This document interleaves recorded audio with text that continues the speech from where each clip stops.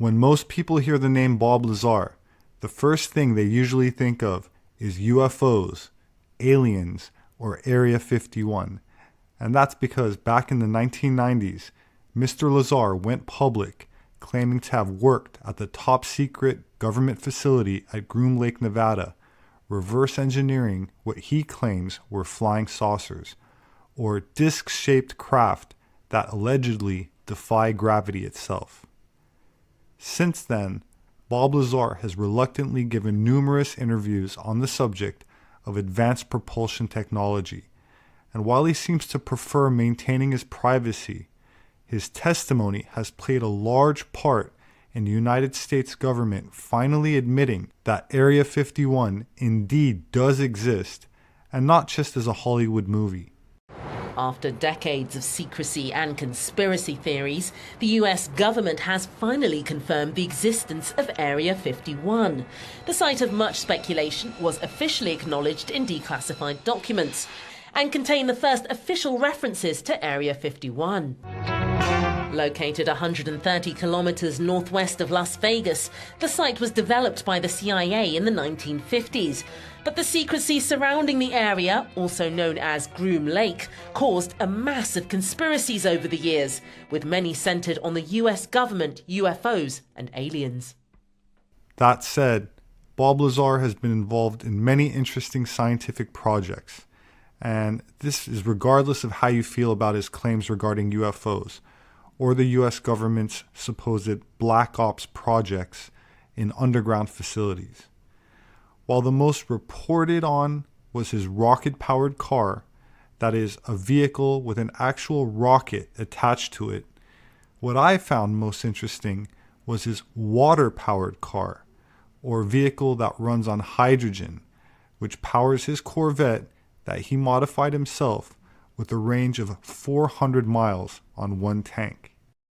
How does this sound? A conversion kit that would allow your car to run on clean, plentiful hydrogen. It's in the works in New Mexico, and the name of the guy who's building it may ring a bell. He's Bob Lazar, and 16 years ago he told our George Knapp about Area 51 and said scientists there were studying UFOs. He dropped out of sight, but George caught up with him. As a teenager, Bob Lazar built a jet-powered bicycle, later a jet Honda, then a jet dragster. These days, he's focused on a different propulsion system. Every vehicle we have here is powered by hydrogen. At his new home in rural New Mexico, Lazar's been working on a conversion kit that will turn any car into a hydrogen hybrid. His two vehicles have already been converted and can travel up to 450 miles on hydrogen gas, then switch automatically back to gasoline. Lazar wants to take it a step further. Every major car manufacturer is working on a hydrogen system. The only difference is that they want to sell you a new hydrogen car, and they want to sell you hydrogen gas at hydrogen gas stations. Basically what we're doing is making a conversion kit you can use in your own car, and instead of buying hydrogen from somebody else, you make it. He makes hydrogen using water and a solar-powered generator, but again with a Lazar twist. But it's the only particle accelerator on the block, I'll guarantee it. The small lab behind his home has a 30-foot-long particle accelerator he built from scratch. He uses it to produce metal hydrides, which absorb hydrogen gas like a sponge and make it much safer to use as a fuel. You can do that with ordinary metal hydrides, but we found a way to kind of actually manipulate the atomic structure to change things, and it worked out fantastically. Almost sounds like you're a real scientist. That's what they tell me. It's an inside joke based on the ridicule Lazar has faced ever since he went public in 1989 with his claims that he worked on flying saucers in the Nevada desert. The military refused to answer any questions about Lazar or his claims, nor could we verify much of anything about his life. Lazar told us he previously worked at Los Alamos National Lab. The lab repeatedly denied it, even after we found Lazar's name in the lab's own phone book. By no means does he dwell on being proven right. He and his wife have left the UFO crowd far behind and could care less, they say. Lazar stands by his original story, but I certainly can't say I would do it again. I would probably keep my mouth shut this time. Earlier this year, British scientists say they demonstrated an anti-gravity system that appears to be based on the theories revealed years ago by Lazar. It sounds almost too good to be true. So how does one generate explosive power an equivalent to that of gas fuel, from just water. The trick is to separate the hydrogen out of the water molecule, or H2O, and the result after the combustion is simply water vapor, with zero pollution in the atmosphere. The best part is that the car manufacturers would not need to build entire new engine designs, but the millions of automobiles on the road today could simply be converted to run on this new fuel system.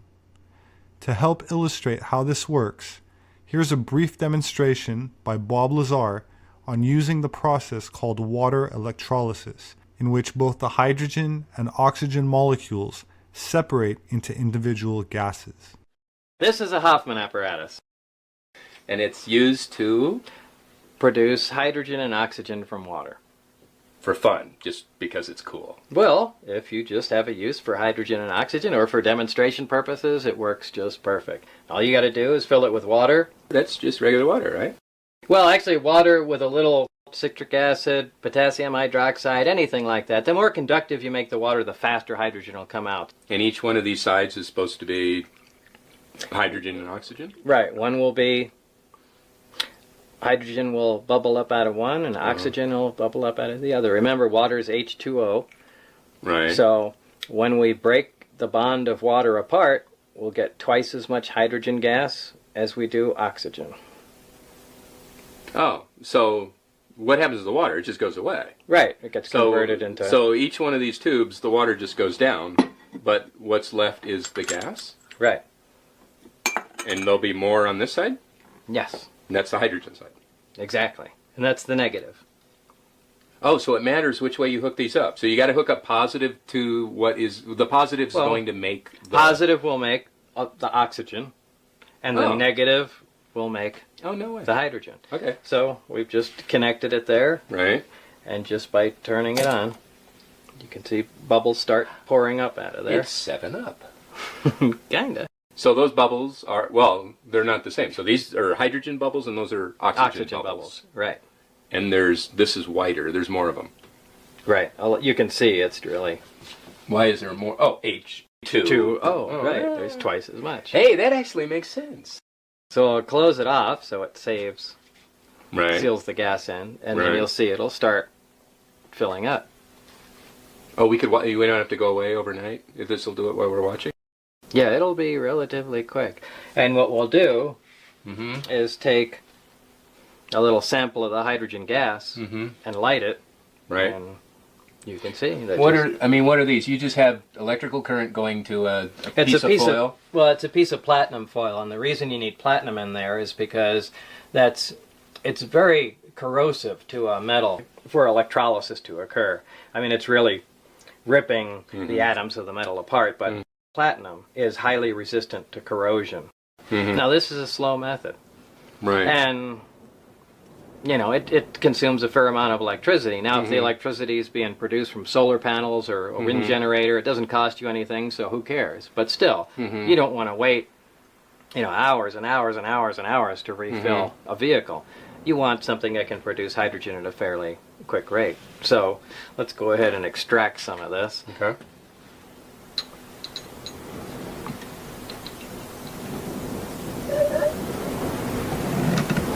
Look at that. Wow. So there's power of hydrogen. You see, just from water, something exploded. So this is the same thing that was inside the lab.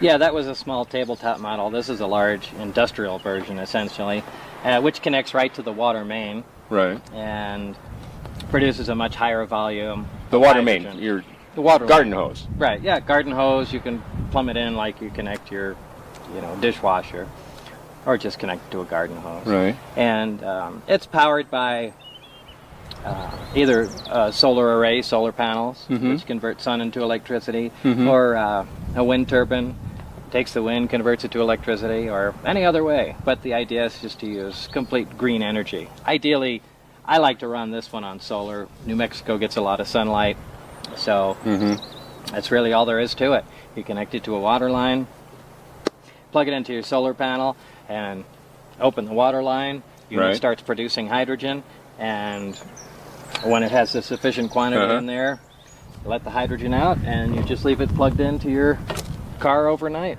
Now, this is the same as those other two tubes, right? Right. Hydrogen and oxygen, or Right. whichever one is. And the oxygen we have no use for, so we just vent off into the air.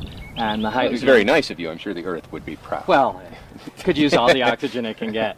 So Right. the hydrogen, using the water pressure, is compressed into the hydride tanks. The water pressure, like a syringe, it pushes it right into the tank. Exactly. Well, there's the standard gasoline fill, but also there's a hydrogen in it, which you just click on, leave it on overnight, and as the generator makes hydrogen, it compresses it in there at a nice slow rate, and the tanks become full over a period of about 8 hours or so. Why can't everybody do this? I mean, gas is going on $5 a gallon. Right. It's Well, terrible. The whole country's falling apart. We're killing people all over the world for oil. And this, you're driving a car on this, Right. and you can do it, and you can convert any other car. yeah, unless I'm sure there are cars that have some technical problems, but yeah, essentially Well, any car can be converted. The whole problem to it is the material in the hydride. The hydride itself, one of the main components of it, is classified as a weapon material, and it can only be used in thermonuclear weapons.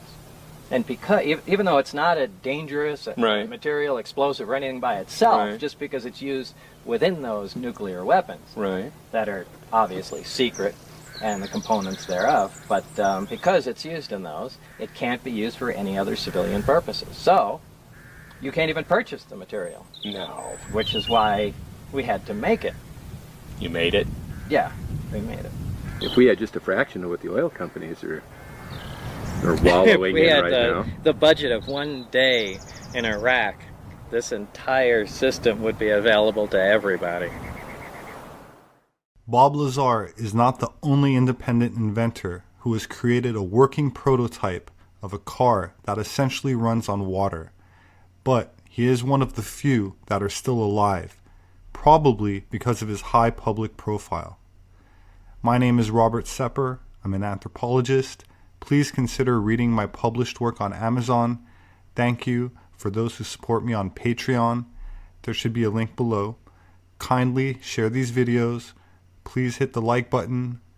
Please don't forget to subscribe and click on the notification bell for updates. Don't forget to leave me your thoughts in the comment section. Have a wonderful weekend, and I hope to see you again soon.